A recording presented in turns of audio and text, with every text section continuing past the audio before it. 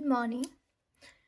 So, in previous chapter, we already discussed about the some operations on sets. So now we will discuss about the concept of relations.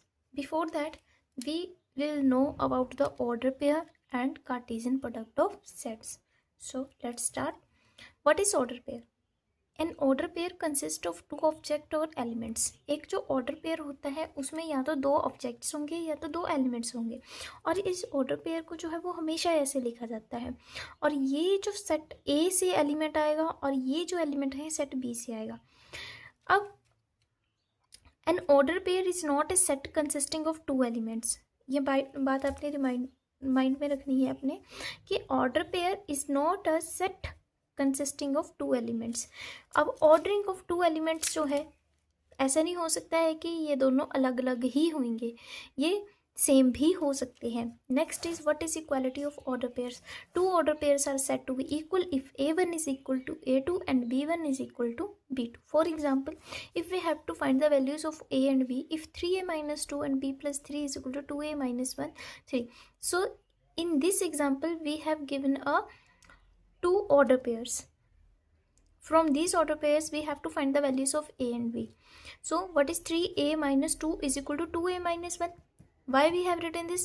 Because this is the result of equality of two order pairs. If two order pairs are equal, then A1 is equal to A2. It means that 3A minus 2 equal to 2A minus 1.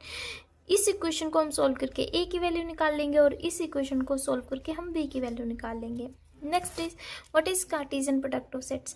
If we have two non-empty sets, दो sets हैं वो non empty हैं, तो set of all order pairs, ध्यान से सुनना, set of all order pairs, सभी order pairs का सेट ए बी, जहाँ पर ए जो है वो ए सेट को बिलोंग करेगा और बी जो है वो बी सेट को बिलोंग करेगा, इसको हम बोलते हैं Cartesian product of sets. And these two sets are denoted by A cross B. और इसको सेट बिल्डर फॉर्म में लिखा जाएगा,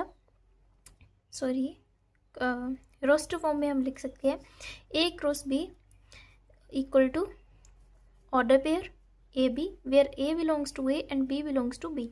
एंड इफ अगर हमारे पास दो सेट दोनों ही एम्प्टी हो तो उसका जो क्रॉस प्रोडक्ट होगा, जिसको हम कार्टेशियन प्रोडक्ट बोलेंगे, अगर दो सेट एम्प्टी हैं तो उनका कार्टेशियन प्रोडक्ट भी एम्प्टी ही आएगा. For example, if A have a element 2 4 6 and B have a element 1 2, then we A cross B को कैसे लिखेंगे?